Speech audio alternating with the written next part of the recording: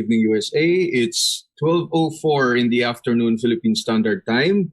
Good day to all of you. I am JV Arsena of the PCOO Office of the Global Media and Public Affairs. Welcome to the Virtual Presser.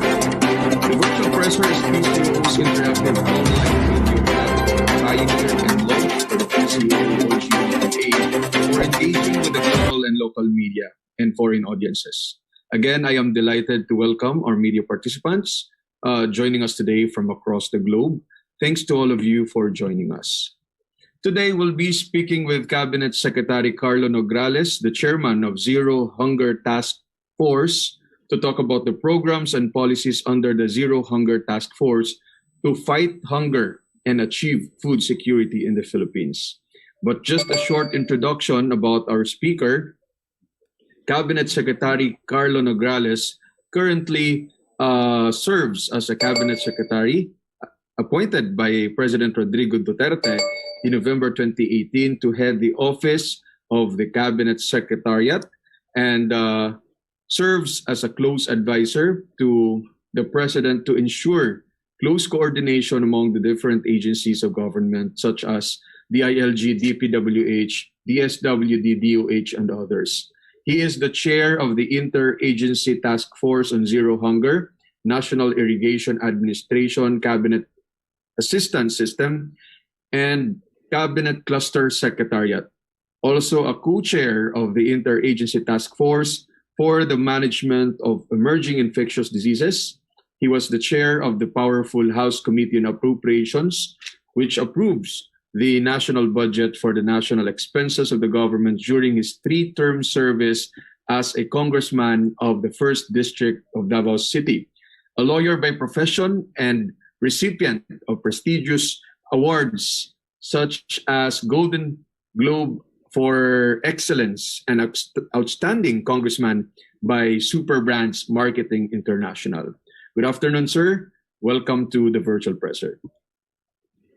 Maraming salamat, Assistant Secretary JV Arsena, to PCOO Secretary Martin Andonar, officials and staff of the PCOO. We cannot hear Cabsec. Hindi marinig?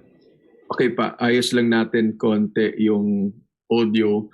While inaayos yung audio ni Cabsec, as a reminder to our participants, today's virtual conference is on the record. We have a live streaming on the Presidential Communications Operations Office page, PCOO Global Media Affairs Facebook page, and other PCOO-affiliated FB pages. Media participants can ask questions live via Zoom, or you may send your questions through the Zoom Q&A chat box, and I will read your questions. So with that, let's get started. Cabsec, are you ready? I think so. Okay na ba yung audio? Ayan, sir. Malinaw na po. Thank you again. Thank you, sir, and welcome sa the Virtual Presser. I'll turn it over to you for your opening statement and presentation, sir. Okay, maraming salamat. Ito talaga, basta basta virtual. Mga technical difficulties. Di bale. ASEC JV Arsena, maraming salamat sa introduction kay PCOO Secretary Martin Andonar, to officials and staff of the PCOO, mga kaibigan natin mula sa media, mga kababayan, magandang araw po sa inyong lahat, saan man kayo naroroon. Thank you for inviting me to this virtual presser and providing us with an opportunity to update everyone on your government's efforts to address one of the most pressing concerns facing the country today, hunger, kagutuman. Hindi naman natin maiwasan na ma-preoccupy sa pandemya dahil araw-araw ito ay nasa balita. It has claimed lives and quite literally turned our world upside down. The world we live in today is very different from the one we had at the beginning of the year. And for the foreseeable future, we will be focused on finding a way to adapt to life with this constant threat hanging over our heads. However, while COVID-19 presents a public health threat that requires the full attention of government, this should not and will not stop us from addressing other urgent concerns. kasama po dito ang problema ng kagutuman. We want to assure everyone that though this virus has forced us to change the way we in government do things, this does not mean we will not get things done. Tuloy-tuloy po ang trabaho, tuloy-tuloy po ang pagtutok natin sa mandato natin bilang pinuno ng Zero Hunger Task Force. Next slide. Ngayon, gaano po ba kalubha ang problema ng kagutuman? May slides po yata ako, Asek, kung maaring ma-flash lang din. According to the Food and Agriculture Organization's most recent report on the state of food security and nutrition in the world, or SOFI 2020 report, in 2019, nearly 690 million people in the world went hungry. That's 8.9% of the total world population. This figure rose by 10 million people over the span of 1 year and jumped up by nearly 60 million over the span of the last 5 years. The same report reveals that the number of people affected by severe food insecurity shows a similar upward trend. In 2019, close to 750 million people, or nearly 1 in 10 people around the world, were exposed to severe levels of food insecurity.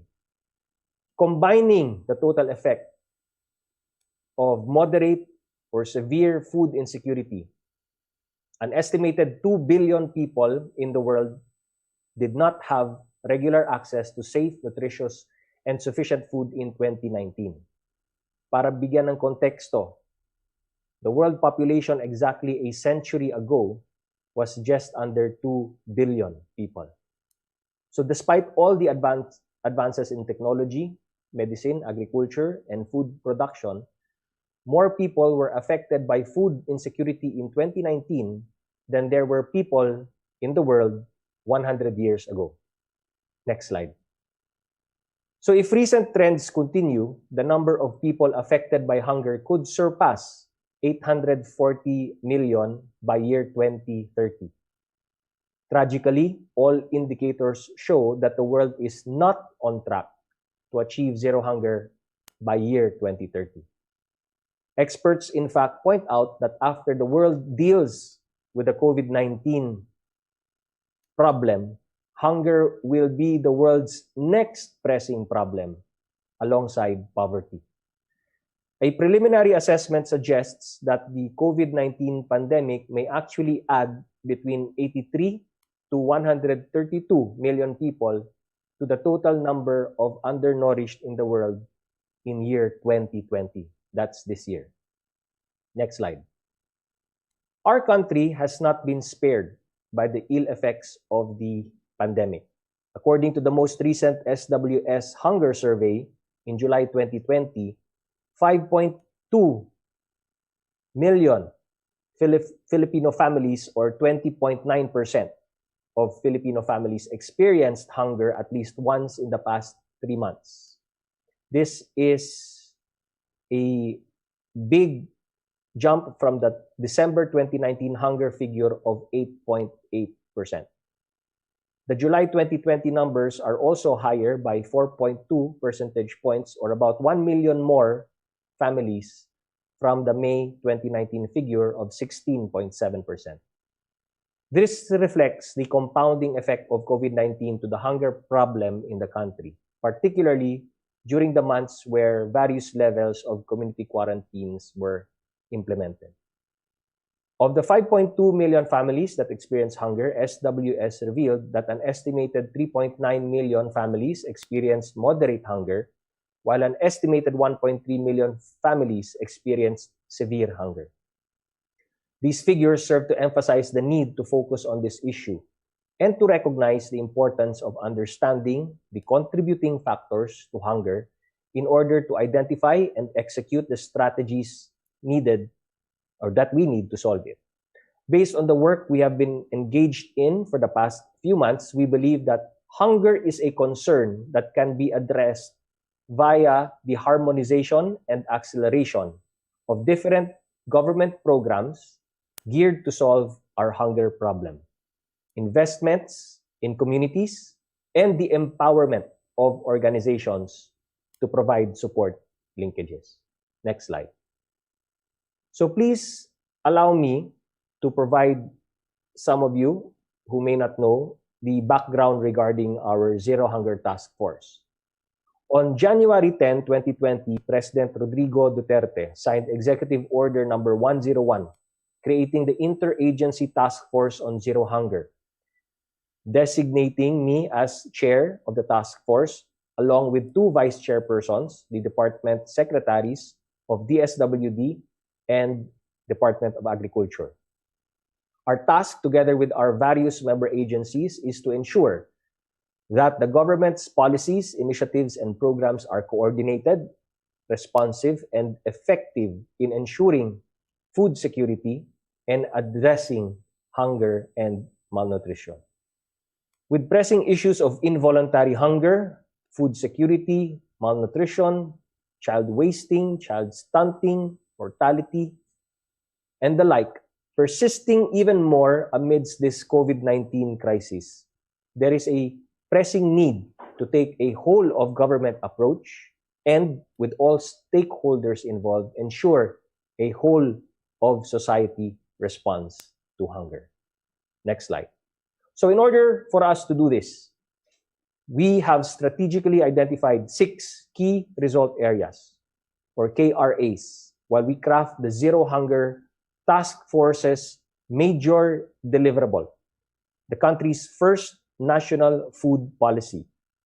This National Food Policy, or NFP, will outline the national priorities based on a comprehensive understanding of the problem of hunger and related issues, particularly in light of this COVID-19 situation.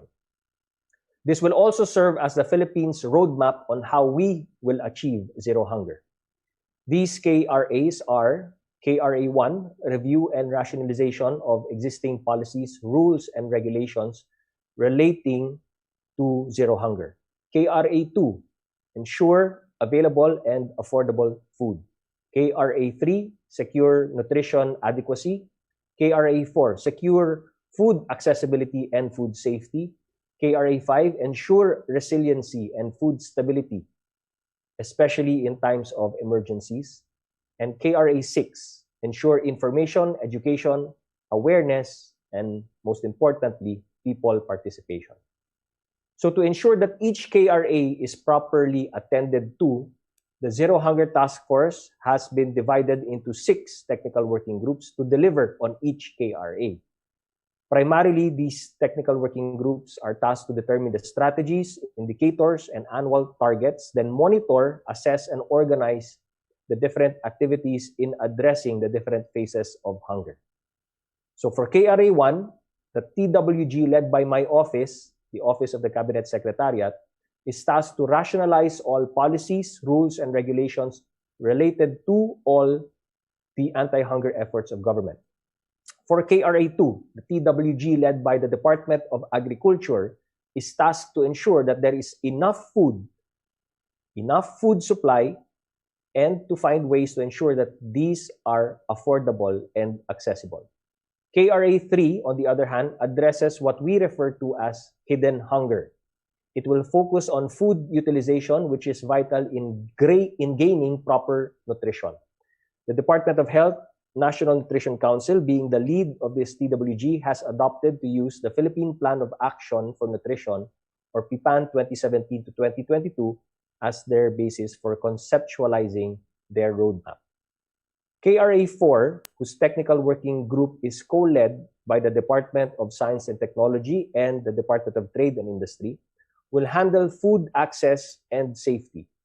I cannot emphasize it enough that we need to ensure that the most vulnerable sectors, such as nutritionally at-risk pregnant women, pregnant teenagers, young children, infants, should have access to proper and safe food. And as a country susceptible to weather-induced calamities, we need to ensure food resiliency and food stability. That is the area where the technical working group led by the DSWD will provide our game plan for KRA 5. Last but not least, is ensuring that the general public is well informed, educated, and are engaged in discussions and actions to end hunger. People participation is central to achieving our goals for KRA 6. Thus, we have deemed it important to include not just the inputs of, but also partnerships with civil society organizations, NGOs, LGUs, and the private sector. This TWG is headed by the Department of Interior and Local Government. Currently, the 15 member agencies of the task force are preparing the national food policy based on these 6 KRAs. Programs, activities, and projects related to hunger are being threshed out further to connect and link them and make our solutions cohesive and sustainable so we can systematically end hunger in our lifetime. We shall be consulting with various stakeholders as we craft the NFP together, and we intend to launch the Philippines National Food Policy on October 16 to commemorate the celebration of World Food Day 2020. Next slide. The fight to end hunger actually necessitates convergence.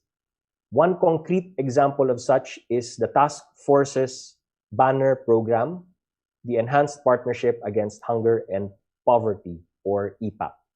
This is a project that aims to increase farm productivity and income of our farmers and fisherfolk, ensure food and nutrition security, and mitigate hunger by linking farmers and fisherfolk organizations to the institutional feeding programs of government.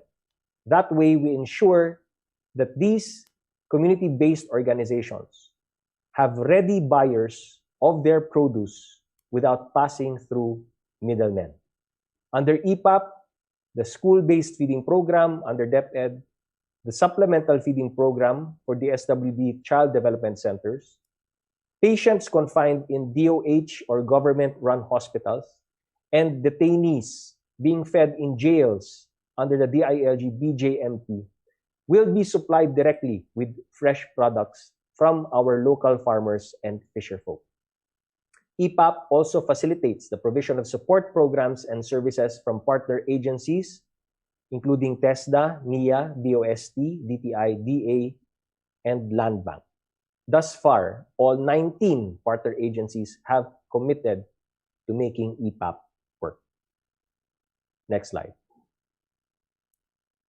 Among our other initiatives is the Kasapatan at Ugnayan ng Mamamayan sa Akmang Pagkain at Nutrisyon, or Kumain, webinar series. This is an activity jointly implemented by all IATF Zero Hunger members. The series actually kicked off last week, September 16, with the support of the Department of Trade and Industry and the participation of micro, small, and medium enterprises and the National Nutrition Council's Scaling Up Nutrition, or SUN, Business Network, along with other government agencies and private sector partners.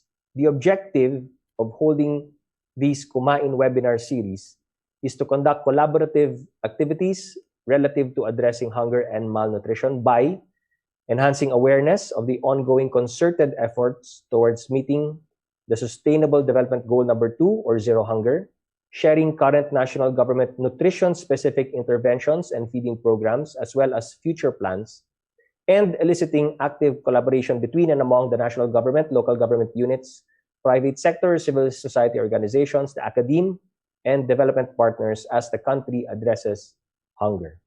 The expected output is, of course, a strengthened collaborative actions among various Zero Hunger stakeholders by co-creating new strategies and approaches that will address hunger, such as increased knowledge of our Zero Hunger objectives, of our banner program called EPAHP, of food and nutrition implementers on the newly launched DOST FNRI technology on food fortification that may lead to the possibility of having more technology adopters on the ground, and to identify pilot areas for the linkage of EPAHP and FNRI adopters with implementers of our first 1,000 days feeding program the supplemental feeding program, and the school-based feeding program across the country.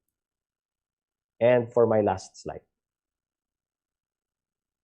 To conclude, while we must be mindful of the challenges brought about by the pandemic, these should not distract nor discourage us from putting in place mechanisms that anticipate and reverse whatever negative impacts the pandemic may cause on our state of food security and nutrition. These and more have been the focus of the efforts of the Zero Hunger Task Force. With the National Food Policy coming out soon, the goal is to address a challenge that had been made even more daunting due to the pandemic. Batid namin na mas masalimuot ang problema dahil sa pandemya. But our focus is on reaching our goals by recognizing the challenges in our path and taking the steps necessary to overcome all of these. Rest assured that this administration will continue to prioritize and pour resources for our people's well-being and do all we can to ensure their food security and nutrition, consistent with our vision under Ambisyon Natin 2040 and the Philippine Development Plan 2017 to 2022, a hunger-free and poverty-free Philippines. Let me end by quoting President Rodrigo Duterte in his speech today as he addressed the United Nations General Assembly for the first time during its 75th session. He said, and I quote, "With the poverty rate reduced at 16.6% and a sustained growth rate at 6.4% between 2010 and 2019, the Philippines was on track as an upper middle income country by the end of 2020. But the pandemic has placed our economy in recession. Despite this downward pressure on growth, the Philippines remains committed to the Sustainable Development Goals." End of quote. Maraming salamat po.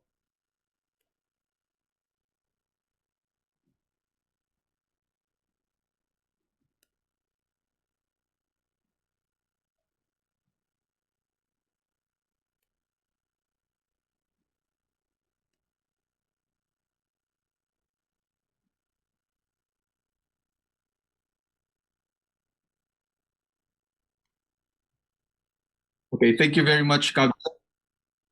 Before we proceed to the Q&A session, a couple of mechanics lang po for the media before we proceed the session to facilitate the Q&A portion.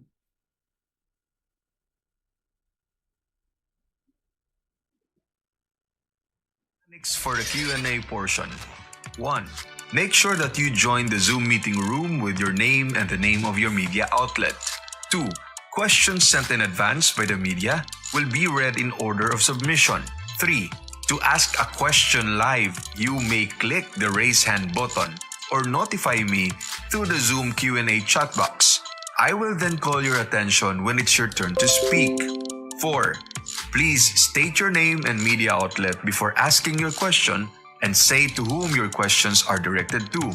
5. To make way for other participants, the media participant may initially ask 2 to 3 questions. You will be allowed to ask more questions later on if time permits. 6. We encourage our media participants to please only limit your questions related to the topic.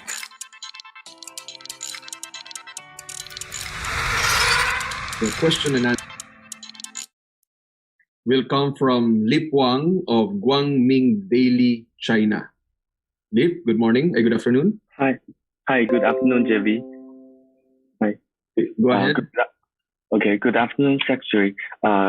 In recent years, China has been working very hard on poverty eradication, especially helping the poor farmers in the rural place to help them build a digital business, especially helping them sell their agricultural products through internet. So do you think will there be any cooperation between our two countries to have some like shared programs on the fighting hunger program. Thank you. Yes. Thank you very much. JV, may I answer? Yes, sir. Go. Yes. Okay. Go, sir. So, yes, thank you very much for the suggestion. In fact, part of our programs right now is to link the farmers and fisherfolk to the market. And one of the platforms that we are looking at, or we've actually already done through the ICADIWA under the Department of Agriculture, is the digital platform. So it's something that presents itself as an opportunity for us in order to skip the middleman and to ensure that all of the income derived from the sale of their produce goes to those farmers' organizations. And number two, it also allows customers or consumers to go directly to the source at hand. So these are opportunities, especially in this digital age, wherein we can actually collaborate. So it would be something, it would be a welcome opportunity for our government to look and benchmark at how other countries are doing and implementing the digital platform. So China, being a good neighbor, we are also willing to look at collaborative efforts for us to learn the best practices that you have done in order to utilize that digital platform and connect more farmers to the private sector. That being said, in the public sector or government sector, we also have programs wherein government directly purchases the agricultural produce from the farmers themselves in order to supply our government feeding programs. And this we are doing through the Enhanced Partnership Against Hunger and Poverty, or EPAHP. But obviously, if we can get more private partners to do the same through this digital platform, then that would be much, much better for our farmers and fisherfolk sector. Okay, sir. Thank you. Lip, you have a follow-up question? No, thank you. Thank you, Lip Wang of Guangming Daily. Our next question will come from Ms. Tina Mendez of the Philippine Star. Ang tanong po niya, Cabsec, President Duterte welcomed the launch of the UN COVID-19 Response and Recovery Fund during his speech at the UN General Assembly early this morning. How can the Philippines access the UN COVID-19 Response and Recovery Fund? What do we need to fulfill to tap this fund? How far will the Duterte administration commit to become a recipient of this fund? Cabsec? Okay. Sir? Thank you for the opportunity to respond, Tina. But because the question necessarily must elicit a response from the spokesperson of the president, I will defer na lang po kay Spokes Harry to reply to the question. Thank you, Cabsec. Our next question will come from Melo Acuna of Asia Pacific Daily. Sir Melo, good morning. Good afternoon. Good afternoon. Good afternoon, Assistant Secretary JB and to Secretary Nograles. My first concern is how do we assure food production when most farmers have no access to finance from development banks in the Philippines? Would your task force be able to, shake them to at least lend a bigger percent of their portfolio to farmers across the country? That's my first question. One of the things we're looking at, Melo, is on the policy perspective. What is the present policy right now in sort of providing farmers with access to credit, both from the private sector banks and the public sector itself. No? So that's one thing that we're looking at on the policy perspective. Now, in terms of action, one of the programs that we're doing, like I said, is the EPAHP program. So under the Enhanced Partnership Against Hunger and Poverty, we are providing links between our farmers and fisherfolk organizations with government institutional buyers. That way, we can assure the banks or credit facilities that they can lend to these organizations with very minimal risk, because these organizations are now linked to government as its primary customer. So it has to be a balance of empowering or creating an empowering environment through programs of government like EPAHP, and also in a policy perspective, what legislation, what executive issuances do we need in order to push more banks to lend more and provide more credit to the farmers. That being said, we also have opportunities through the Bayanihan 2. There's also a current review in terms of legislation that is being pushed by the economic managers of our government. And we're also looking at the 2021 budget, as mechanisms also to provide more credit facilities for our farmers. Yeah. Secretary, another concern is, do you think you have the luxury of time to put everything in place, considering the intricacies of the bureaucracy and the perennial problem of lack of funds, Secretary? Yeah, we have to be creative, Melo, no? Pero you are correct. We don't have the luxury of time. We only have up till 2022 under this current administration. Kaya it's napakalinaw naman para sa amin, no? It's very clear to us in the Zero Hunger Task Force that one of our major deliverables is that national food policy. Because at the very least, if we create that national food policy, that would be the roadmap para the next administration that comes along will just need to either update it or follow it or update it, or at least meron na silang roadmap. So they don't have to start from scratch. No? So on our end, we plan to launch it on October 16. So that would be somewhat our roadmap for the next couple of years left until the end of the administration. And hopefully when the next administration comes in, they can also use that roadmap to continue, and preserve our gains from the past 2 years, for the next 2 years. So, yun po. But of course, as we craft that roadmap, we're also looking at the implications or the ill effects that COVID-19 pandemic brought, to the agriculture and food sector as well. So, kailangan i-rebound muna natin because we feel that whatever gains that we've accomplished, somehow nag-backtrack or nag-sidetrack yan.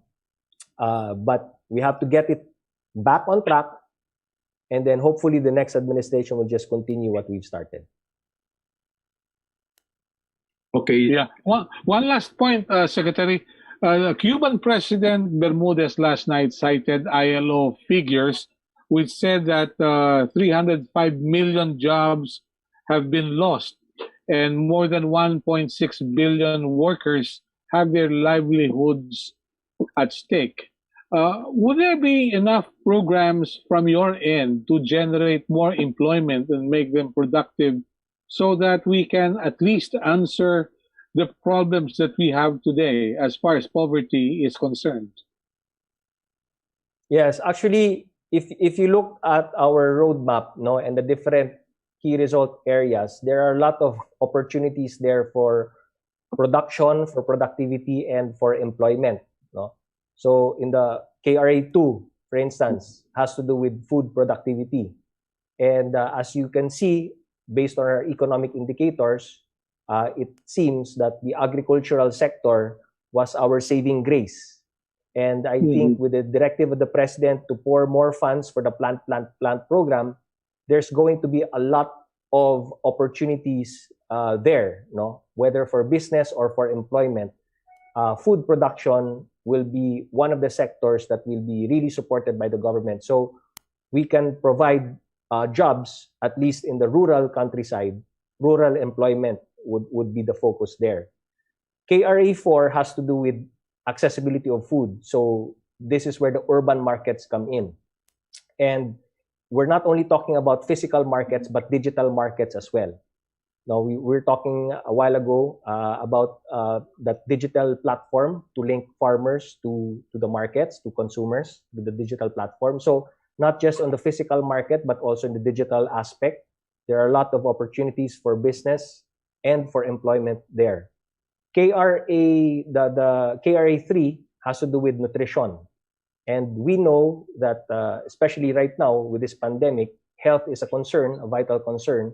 And to protect yourself against COVID-19 and other sicknesses, nutrition is key. Plus, it's part of our commitments under the Sustainable Development Goals to increase the nutritional intake of the most vulnerable. So there are also a lot of opportunities there wherein nutrition can be the focus for the business sector and for the agricultural sector. And the other KRAs, food resiliency, even people participation. So all of these aspects, no, when you talk about food and hunger, it's multifaceted. And I believe that as we look inwards, no, and maswerte tayo that we can produce our own foods and we're not import dependent. As we look inwards for developing our own domestic markets, agriculture and food production, food safety, and the like, will be a big opportunity for, again, business, production, growth, and employment. Thank you, Melo. Thank you. Thank you. Thank you, Melo Acuña of Asia Pacific Daily. Our next question will come from Alden Monzon of Kyodo News. Alden? Alden? Okay. Ako na raw magtatanong. Okay, is there a definite plan already for next month to ease restrictions further in Metro Manila, other areas, to allow more businesses to open, thereby alleviating loss of jobs which could contribute to overall hunger? Yan po sir yung tanong ni Alden Monzon. Well, alam niyo naman that in the IATF, we go through the numbers. We have a data analytics team that has a model, a mathematical, scientific, and statistical model, wherein we look at the epidemiological curve, we look at the health capacity, social indicators, economic indicators, and security indicators to guide us on what sort of community quarantines we will impose in different parts of the country. So that being said, it's something that we regularly go through every month. So I cannot predict what the community quarantine impositions will be, no, the following month. But yes, I understand the concern and the question. The more we remove the restrictions, the more we become less restrictive as we ease up the community quarantines, no, and go to a less restrictive community quarantine, the more of the economy will open. And the more that the economy will open, the more people can go find jobs and then have livelihoods so that they have food on their table. So it's really a balance. While we understand that the implications of community quarantines and lifting restrictions or easing restrictions, we also have to balance that with the health aspect as well. We're also saving lives here.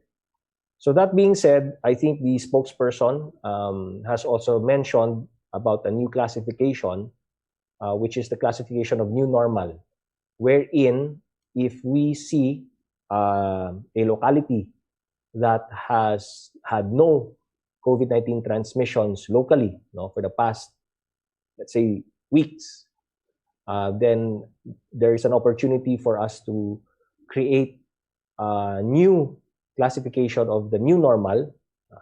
I don't know if that's the term that's going to be used, but the new normal wherein it's going to be less restrictive, and in fact, it won't be technically under a community quarantine. But just a warning that even if there is no technical community quarantine in a new normal, then the same safety and health protocols must still be imposed and followed by the residents therein. So again, that is something that is on the table that will be discussed by the IATF, and we'll have Spokes Harry make the announcements as it comes. Thank you, Cabsec. Our next question, Jial Tao of CCTV, China. Jiao?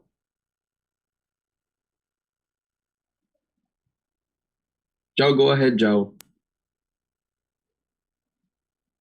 Jiao? Okay, so while Jiao is fixing his audio, our next question, Ms. Ina Reformina of ABS-CBN. Ms. Ina? Good afternoon, sir. Good afternoon. I would just like to do a follow-up. Hear me, Dave? Can you hear me? Yes, Ina. Can you hear me? Go ahead po, Ina. Okay, yes, po. Yeah. My question, I'd like to do a follow-up to Melo's question earlier. Apart from the agricultural and digital platform opportunities already mentioned by Secretary Nograles, are there specific inputs, sir, from DOLE regarding the issue on unemployment? Because as Melo stressed, and as you already stressed earlier, sir, unemployment or underemployment and food security come hand in hand. So are there specific DOLE inputs na po so far on how to address the unemployment problem in order to achieve your goals or your task force's goal, apart from the agricultural and digital platform strategies na po, sir? Yes. Mostly when it comes naman to food, like I said, when it comes to food production, part of our goals really is to increase productivity in the countryside and look at rural employment. So one of the targets that we're looking at is also to increase, and in fact, if I may be so bold to point out that when we say increase, the ideal really is double the income and productivity of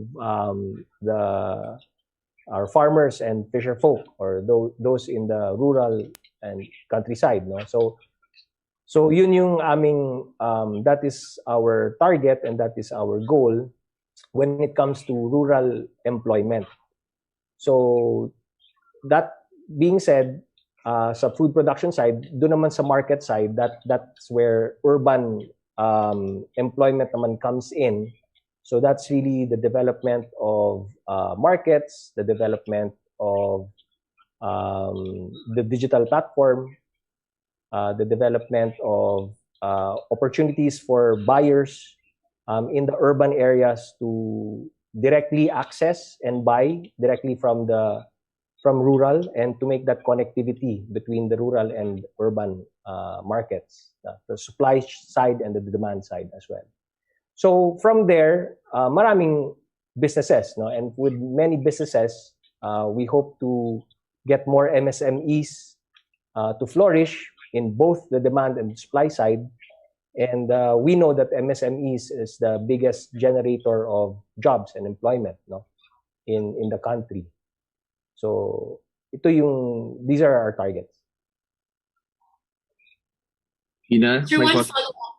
Yes, one follow-up lang, sir. So is my understanding correct, sir, that the role of the National Task Force is more on linkages and networking and making sure that all the member agencies are able to perform their roles as far as food security is concerned, sir? Wala talagang specific packages under the task force, but it's more of networking and linkages sa other member agencies, sir. Tama po, sir?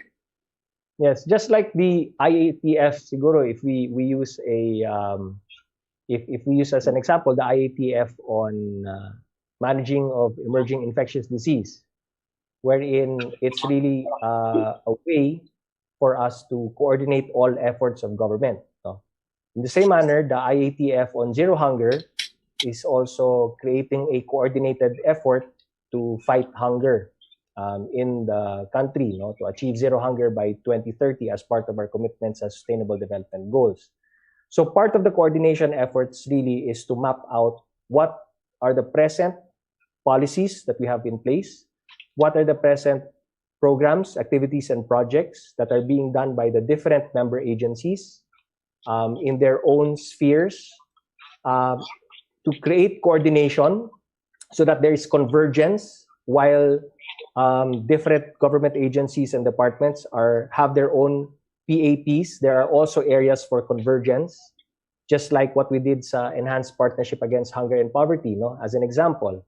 It's an area of convergence because we link the Department of Agrarian Reform, whose beneficiaries are agrarian reform beneficiary organizations or farmers, linking them to the for instance, to the BJMP, dun sa food to feed inmates or jail detainees, linking them to DOH for the feeding program of patients for hospitals, and then this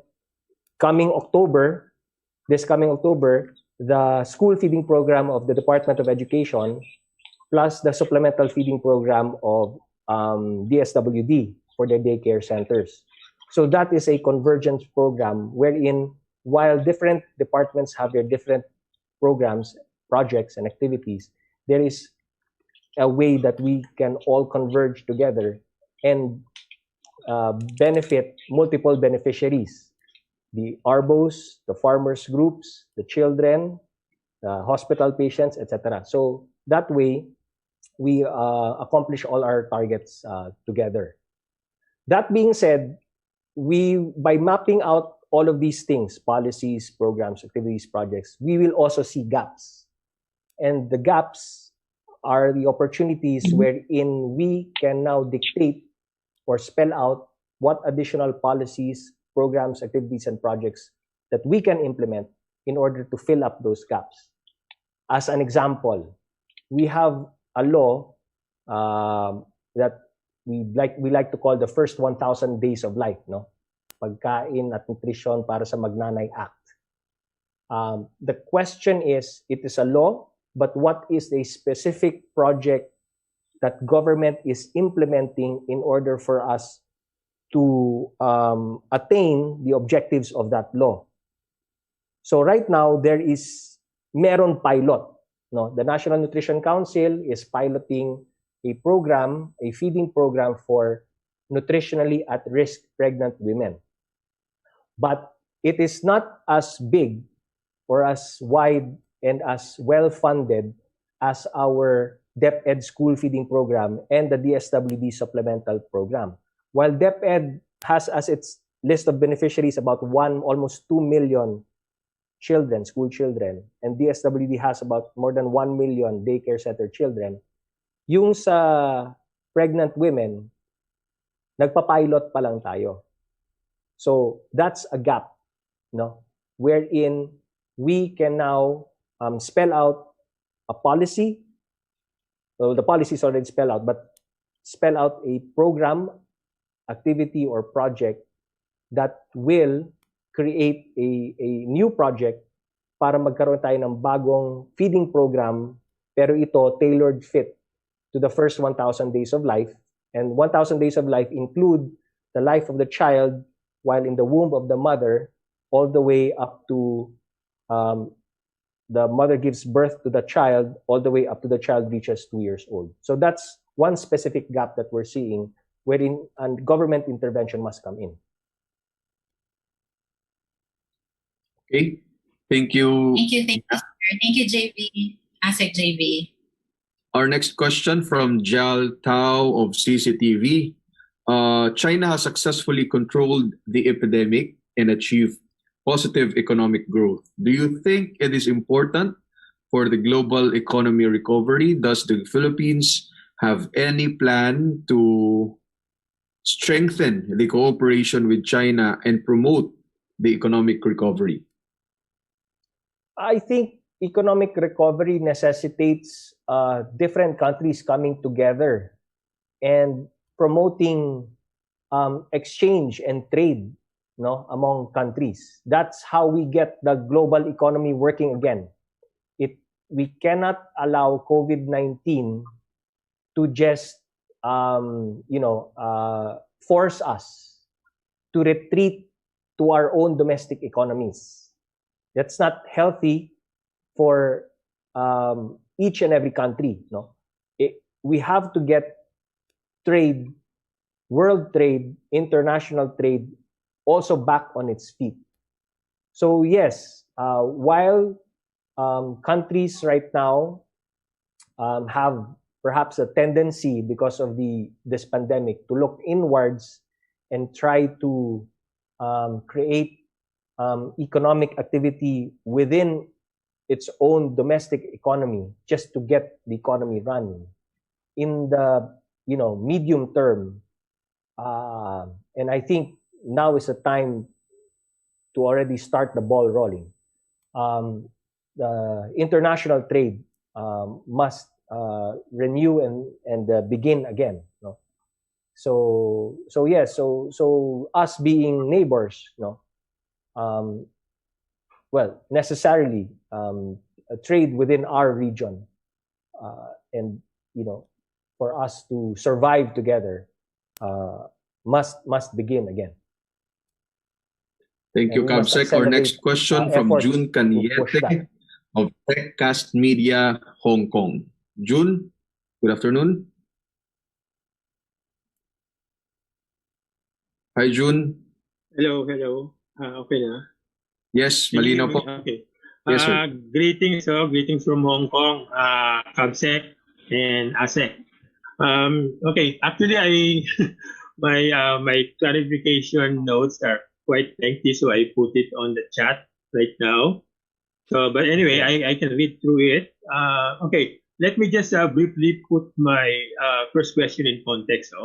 I understand that as reported by the social weather station on SWS back in July, as already mentioned by the Cabsec, this year, the Philippines now has a hunger crisis situation never before seen since the time of President Aquino in 2014, when the Philippines had 22% or an estimated 5 million people who were experiencing hunger, or extreme hunger. Okay, the SWS reported in July this year is, I think I may be repeating this, is 20.9% rate. However, unlike during the time of President Aquino, we are in a COVID situation.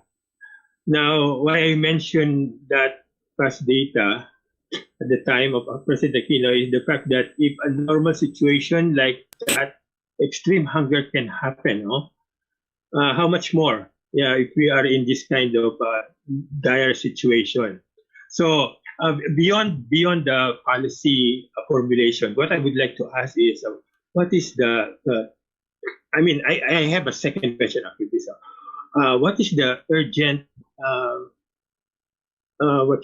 mitigation action that the task force can probably implement before the end of this year? The urgent action right now is to get all our programs and projects up and running and accelerate its implementation before year end, 2020. So in terms of food production and food security, the Department of Agriculture, the Department of Agrarian Reform, and NIA have the programs already in place. And with the specific directive of the President to support the plant program, then we're now pushing our support to increase food production. That being said, it's not enough that we're producing enough food, no? And by the way, when we have an increased food production, we can assure price stability as well, no? So food prices also have to be stable. Otherwise, if it goes out of hand, if we are not able to ensure that the prices of food are stable, then that's another problem that we don't want also in our hands. So food production, and as long as we're producing enough food to feed our population, then the prices of food will remain constant and stable. But that being said, we also have to ensure that the food being produced get to the market. No? We don't want to have a repeat of what happened in the time that COVID-19 hit us during those first few months, wherein we see a lot of vegetables being thrown away and we'll have food wastage.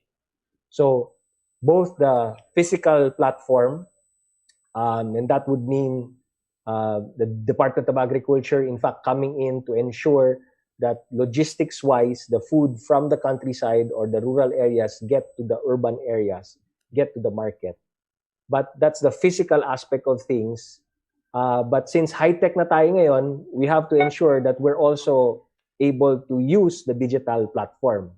No? So therefore, there's that eKadiwa platform of Department of Agriculture. The ICT is also helping us come up with a digital platform. Some private sector and development partners are also developing that private platform.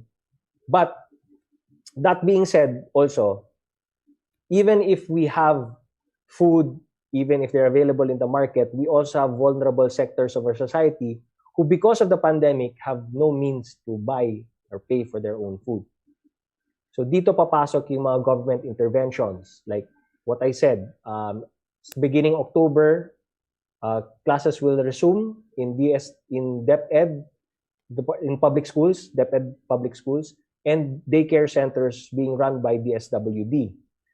We have supplemental feeding programs that are entrenched or part of the DepEd budget and the DSWD budget for school-based feeding programs for school children and the DSWD daycare children. The challenge is we don't have face-to-face classes. It won't be like before, wherein children come to school, we cook them lunch for free, we let them eat, and then the perfect system, right? But without face-to-face classes, we must now go house to house and deliver food items to the homes of undernourished children that have been identified. Okay. So it's not enough that we just give them the usual rice, canned goods, and noodles, right? Because then we won't be achieving the nutritional intake which they need in order for them to, be lifted out of the undernourished status. So here comes the DOST FNRI nutritious food products like iron fortified rice, like laing, instant laing or instant pochero or instant pinakbet made up of vegetables, like squash, noodles made up from squash and enriched with malunggay. And the latest product of DOST FNRI, which is the enhanced Nutriban, like the Nutriban of the 1970s. So that way, if we, since these are all part of the food products that we will be delivering house to house, we are better assured that the nutritional intake requirements of these undernourished children will hit our targets. Because even if there are no hot meals being cooked in the schools and given to the children, we have a bit of better assurance that the food products, since they are high in nutrition, if taken by these children during the implementation of the feeding program, we are assured that they will gain their required nutritional intake to lift them out of the undernutrition status. Then like I said, one area where we want more government intervention is the first 1,000 days of life. So that's something that after our national food policy is launched, that is something that we will train our eyes on and try to get some sort of convergence together with the state private sector to support us in that regard on how we will champion a program for the first 1,000 days of life. Because where we are not scoring very well is the number of stunted children that we have who are under the age of 5. That is a persistent problem that we have been facing for so many years. Stunted growth of our children, yung pagkabansot. So we're seeing a gap there, and that is something that really needs serious government intervention. Okay. Thank you for that, Secretary Nograles.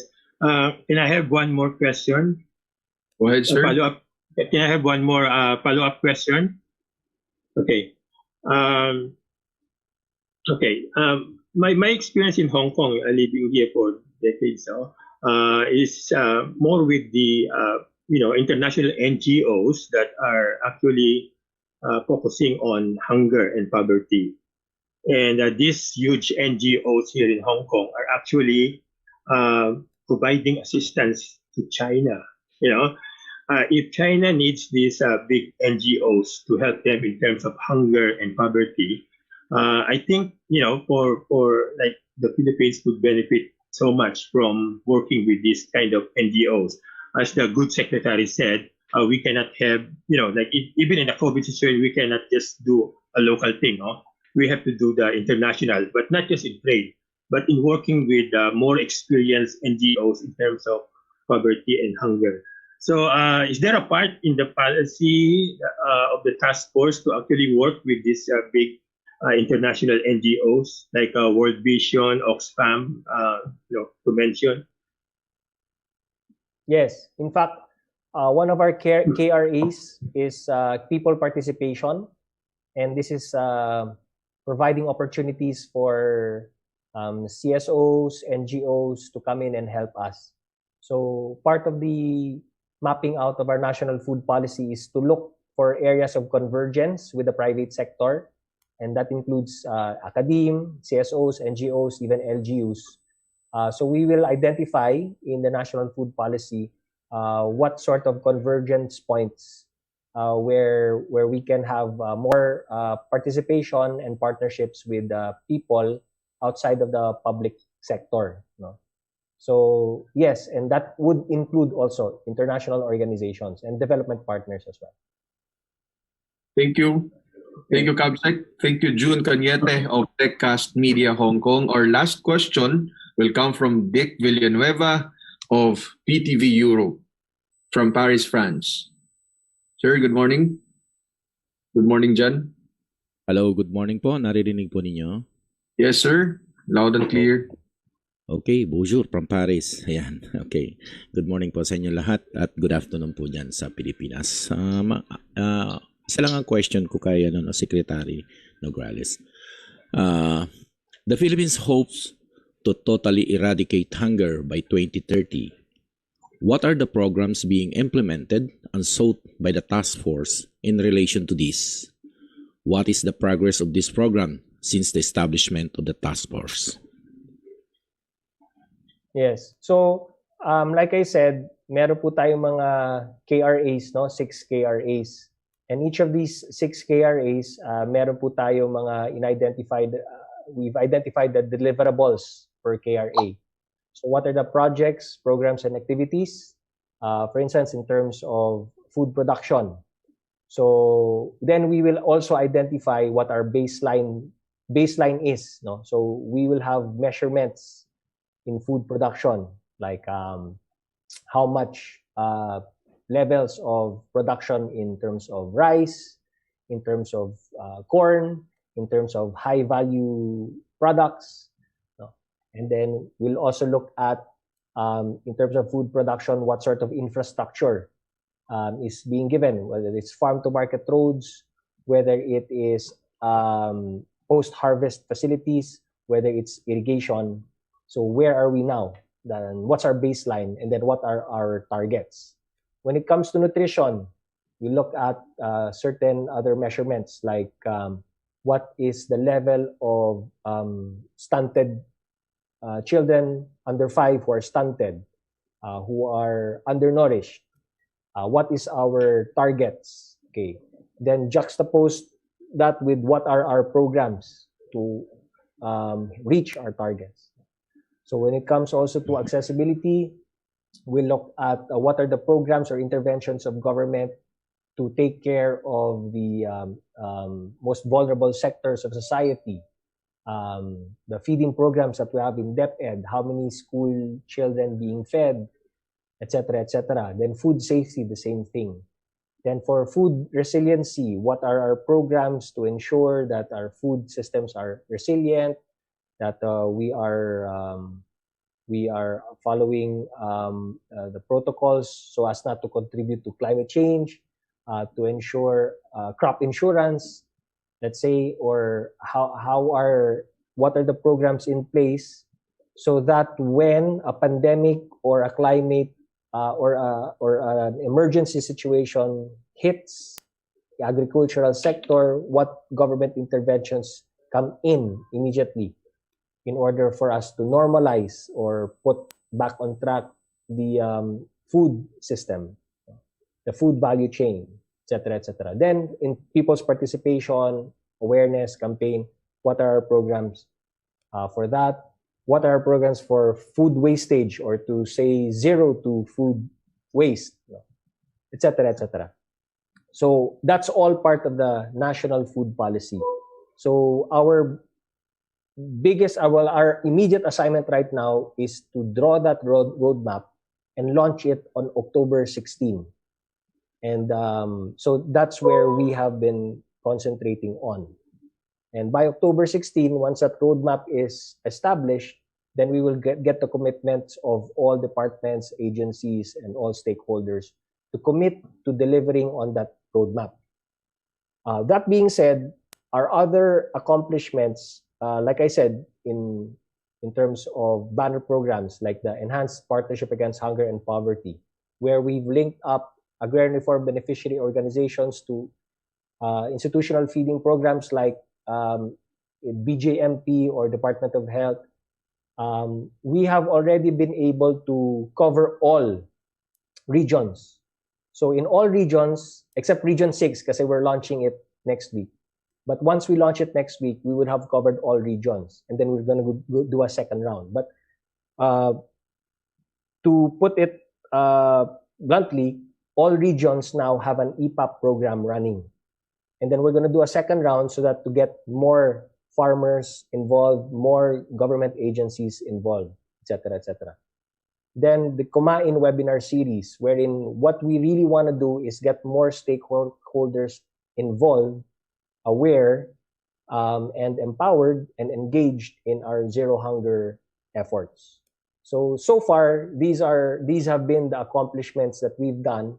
And lastly, yung DepEd school feeding program and DSWD supplemental feeding program, tayo po yung sa Zero Hunger Task Force ang nag-initiate na magkaroon ng discussions on how we will implement that even with COVID-19 happening. Because like I said, the challenge is there's no face-to-face classes, but what we will do, instead of hot meals being served in school, we will now be delivering nutritious food products house to house to our targeted beneficiaries for those 2 feeding programs. And then, abangan na lang yung bagong programa natin for the first 1,000 days na tinutulak. We're also pushing because that's the gap that we're seeing that really needs immediate government intervention. Okay. Thank you, Rick. Merci beaucoup. Buongiorno a tous. Okay, sir, may pahabol po na last question si Jun Caniete. Sir Jun? Can you hear me? Okay ba? Narinig niyo ako? Yes, sir. Go ahead. Okay. Secretary Nograles, this is, susulitin ko na kasi I'm actually leading up to this question. about the connection between the COVID-19 and the hunger crisis. Okay, I have probably to quote the World Vision. COVID-19 is evolving from a health crisis to becoming a food crisis for the poorest communities. As the pandemic rolls economies around the world, it is anticipated that the secondary impact of global food insecurity and decimating livelihood will threaten more lives than the disease itself. That's according to World Vision. And so, if this is the case, actually, even the United Nations is saying that it is predicated that the forthcoming global hunger crisis will bring 265 million people in a dire situation of becoming acutely food insecure this year. Not 1 year, not 2 years later, but this year. So, so what logically this is saying is that COVID-19 and the hunger crisis is very much tied up together. So, as the good secretary mentioned, the Philippine government is actually responding to the hunger crisis, even though it's actually still tackling, the battle against the pandemic. But as this, statement from the UN and the WHO and the international NGOs are saying is that they are very much tied up together. So solving the health issue of COVID-19 is actually tantamount to actually solving the hunger crisis as well. So what can you say about this, Secretary Nograles? Yes, that's why as early as now, we are already anticipating that to be the next problem. So since we are now accepting that as a challenge, because before you solve a problem, I think the first thing that you have to do is accept it, right? And we are accepting that that is the next major challenge ahead.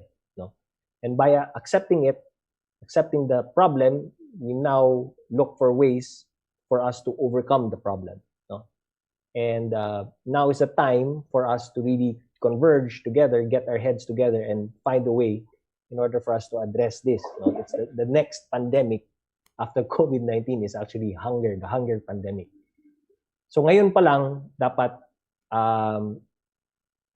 firing up na tayo in all cylinders, kumbaga.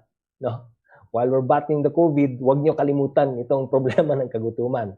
And basically, as a policy, that is what this administration is saying. Hindi natin nakakalimutan ang problema ng kagutuman.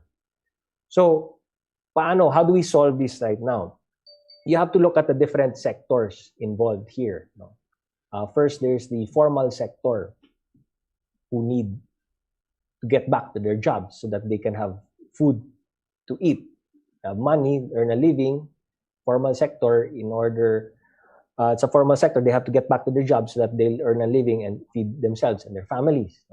So that's where the government interventions through Bayanihan 2, through other government programs is coming in to ensure that more businesses are able to open, less workers are laid off.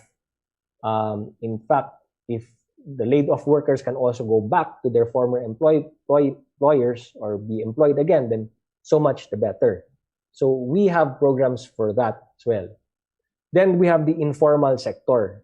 So how do we now jumpstart and push more MSMEs to open, to start their business again, or to come up with new businesses in light of what's happening with COVID-19. So dyan papasok yung DTI, dyan papasok yung sa Bayanihan 2 also to help more MSMEs. So we're trying to take care also in that aspect of getting more people, more entrepreneurs, in fact, to start now resuming business or come up with new businesses. And hopefully, when MSMEs come in, more entrepreneurs come in, then maybe more employment will come in. But necessarily, while there are those aspects, both the formal and informal economy, meron kang vulnerable sector. those who have no means of earning a living. Who are these? Infants, children, daycare center children, daycare age children, school age children, pregnant women, lactating mothers. So these are where government interventions must also come in. Gaya ng sinabi ko, through the feeding programs, through conditional cash transfers, the CCT, dati yung ginagawa nating social amelioration program. And I forgot to mention, if ABS-CBN is still here, who was the one who asked, Ina, yung intervention ng DOLE would be the emergency employment through TUPAD and the other emergency employment programs ng Department of Labor and Employment is one other intervention. No? So while that's being taken care of, also the vulnerable sectors of society, tingnan mo rin yung rural poverty. And these are the farmers, the fisher folk, those in the countryside, the rural areas, na ang target naman natin dun sa kanila is not only to help them produce more because we need food security, but also to earn more. So that's why we're linking them up with government as institutional buyers, or trying to link them up directly with private buyers. So that's another sector naman of society, the rural areas. So the way to tackle it, really, it's not a one-size-fits-all thing, but you have to look at it in terms of the different sectors of society and tailor fit the programs that would be most beneficial to these different sectors. And that's all part of what we intend to do, not only in the national food policy, but ultimately even in our Philippine Development Plan, and even in our ambition natin 2040 agenda. So lahat yan nandyan naman in place. But sometimes all you need really is just a little nudge and convergence among the different agencies, so that nobody really works in silos, but everybody's working together so that we can accomplish more. Thank you, June. Thank you, Sir, last question na po talaga from Ina Reformina of ABS-CBN. Is Yes, our Ina, target still I 2030, forgot. zero hunger by 2030, or COVID has pushed this to a later target na? Which one? Sorry, what was pushed to a later Sir, target? question of Ina is our target still 2030, zero hunger by 2030, or COVID has pushed this to a later target na? Well, actually, even if you ask the United Nations, they're looking at the trend. I think they've sort of, they're anticipating that all countries, because of COVID-19 and because of even the trends pre-COVID-19, they are anticipating that not many countries, if at all any country, will be able to hit the 2030 goal, no, ng zero hunger, especially with COVID-19. But that being said, it will not stop us. No, at least from the Philippine standpoint, our government will not stop us from trying. And that's the reason why we're creating that national food policy, our roadmap, still with a target of zero hunger by 2030. As the ultimate goal. And we'll put all of the programs in place in order for us to achieve that goal, right? And that's just really the deliverable that was really imposed upon us by the president. No? Create that roadmap, then let's begin that roadmap at least for the next 2 years, and that will be the guidepost of the next administration for them to continue or improve on. Then hopefully, by following that roadmap or improving on that roadmap, then perhaps in year 2030, we might still reach our goal. Remember, some economists are also predicting that the growth curve will be a V-shaped curve. You know, COVID has caused a recession, not just in our country, but all countries around the world, you know. But at one point, especially if a vaccine is found, or where we get better at handling COVID, or the countries learn to live with the virus, during that time, economists are also predicting a V curve, you know, going up, going high. So you never know. Maybe pessimists will say that we're not going to hit it. We're not going to hit SDG 2 by 2030. But I just choose to be an optimist. And I think I just choose to continue to work and put the mechanisms in place. And hopefully, with everyone's help, then we can still attain it together. All right, sir. Yan po yung huling katanungan. Do you have any closing statement before ending this virtual presser? Well, thank you very much. Actually, ASEC JV, for the opportunity. Nahirapan akong magsagot dahil English. Dapat all English. Pero di bale.